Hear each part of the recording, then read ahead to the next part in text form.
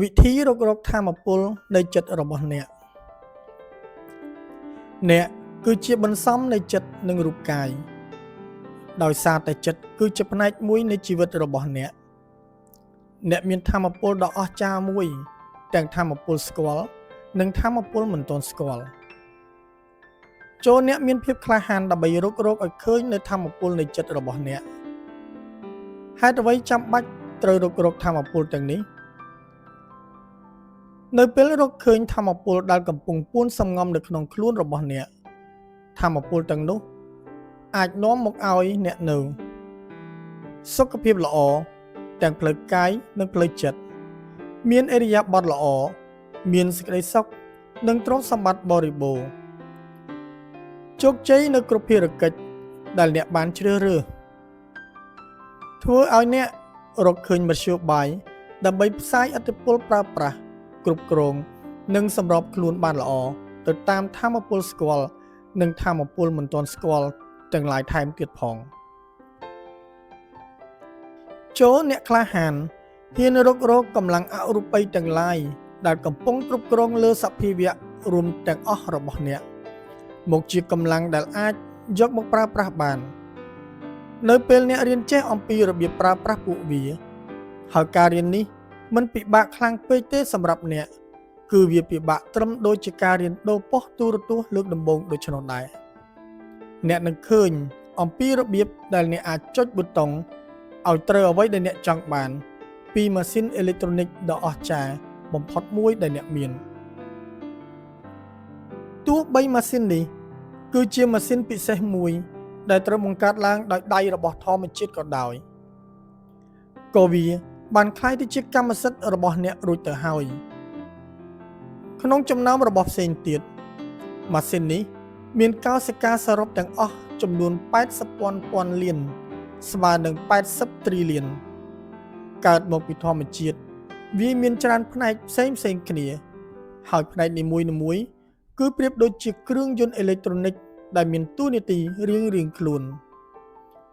ផ្នែកមួយគឺជាគ្រឿងដ៏មហស្ចារ្យបំផុតប៉ុន្តែវាមានទម្ងន់ប្រមាណជា 1.4 គីឡូក្រាមតែប៉ុណ្ណោះ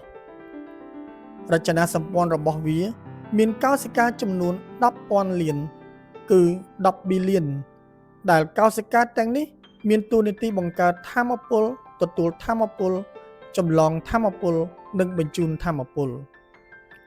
តើម៉ាស៊ីនដែលអ្នកមាននេះគឺជាម៉ាស៊ីនអ្វីទៅនោះគឺរូបកាយរបស់អ្នកនឹងឯងអ្នកនឹងនៅតែជាអ្នកទោះបីអ្នកបាត់បង់ដៃម្ខាងភ្នែកម្ខាងឬបាត់បង់ផ្នែកផ្សេងមួយចំនួនទៀតនៃរូបកាយក៏ដោយចុះគ្រឿងអេឡិចត្រូនិកដ៏មហស្ចារ្យរបស់អ្នកនោះគឺជាអ្វីនោះគឺខួរក្បាលនិងប្រព័ន្ធប្រសាទរបស់អ្នកនឹងឯង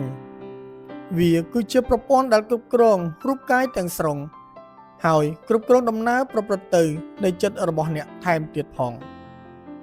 ចិត្តរបស់អ្នកក៏មានផ្នែករបស់វាផងដែរផ្នែកមួយត្រូវបានគេស្គាល់ជាទូទៅឈ្មោះថា conscious mind ដែលបរិបទនេះសូមប្រែថាចិត្តក្រៅហើយមួយផ្នែកទៀតត្រូវបានគេស្គាល់ថា subconscious mind ឬក្នុងបរិបទនេះសូមប្រែថាចិត្តក្នុងចិត្តទាំងពីរផ្នែកនេះមានទំនាក់ទំនងគ្នានិងធ្វើការជាមួយគ្នាជាយូរមកហើយអ្នកវិទ្យាសាស្ត្របានរៀនសូត្រច្រើនអំពីលក្ខណៈរបស់ចិត្តក្រៅឬញាណទាំង5ប៉ុន្តែរយៈពេលមិនដល់100ឆ្នាំផងទេដែលយើងបានចាប់ផ្ដើមស្រាវជ្រាវអំពីអាថ៌កំបាំងនិងទីដ៏ធំធេងរបស់ចិត្តក្នុងបើទោះបីជាមនុស្សបានប្រើប្រាស់ថាមពលដ៏មហស្ចារ្យនៃចិត្តក្នុងនេះតាំងពីកំណើតនៃមនុស្សជាតិមកម្លេះក៏ដោយហើយសូម្បីតែបច្ចុប្បន្នទៀតសោតក៏នៅមានជនជាតិភាគតិចរបស់ប្រទេសអូស្ត្រាលីនិងជនជាតិភាគតិចផ្សេងទៀតកំពុងប្រើប្រាស់ថាមពលចិត្តមួយនេះយ៉ាងច្រើនក្រាស់ក្រែលផងដែរការស្រាវជ្រាវរកវិធីដើម្បីប្រើប្រាស់ទូចិត្តនិងយានមើលធ្លុះមកធ្វើជាមធ្យោបាយទំនាក់ទំនងនិងការប្រែក្លាយវា ឲ្យទៅជាបច្ចេកវិទ្យាជាក់លាក់នៅលើទីផ្សារអាចជោគជ័យបានដែរឬទេកាលពីអតីតកាលមនុស្សបានសើចចំអកឲ្យគំនិតមួយចំនួនដែលហួសអំពីជំនឿរបស់ពួកគេកាលនៅសម័យនោះប៉ុន្តែគំនិតទាំងនឹងឥឡូវបានប្រែក្លាយទៅជាការពិតនៅសម័យបច្ចុប្បន្ននេះមានដូចជារូបធាតុបង្កើតថាមពលហើយថាមពលបង្កើតរូបធាតុអាតូមអាចបំបែកបានការបង្កើតផ្កាយរណបដោយដៃរបស់មនុស្សការបង្កើតយន្តហោះឬការបង្កើតឧបករណ៍ប្រើប្រាស់ជាច្រើនទៀតដូចជាទូរទស្សន៍គ្រឿងអេឡិចត្រូនិករបស់កុំព្យូទ័រ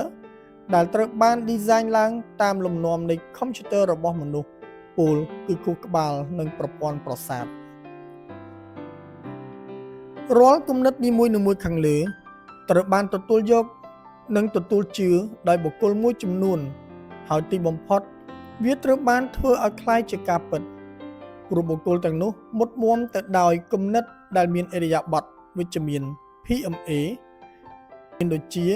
ម៉ាស៊ីនមានល្បឿនលឿនដូចជាពន្លឺ 186,300 ម៉ាយក្នុង1វិនាទីម៉ាស៊ីនដែលអាចគណនា 40,000 ខ្ទង់ស្មើនឹង 40,000 ខ្ទង់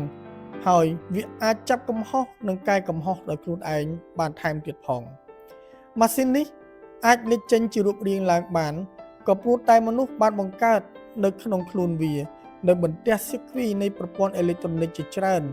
ដែលមានដំណើរការសឹងដូចទៅនឹងប្រព័ន្ធអេឡិចត្រូនិកធម្មជាតិពោលគឺប្រព័ន្ធប្រសាទនៃរូបកាយរបស់មនុស្សដូច្នេះ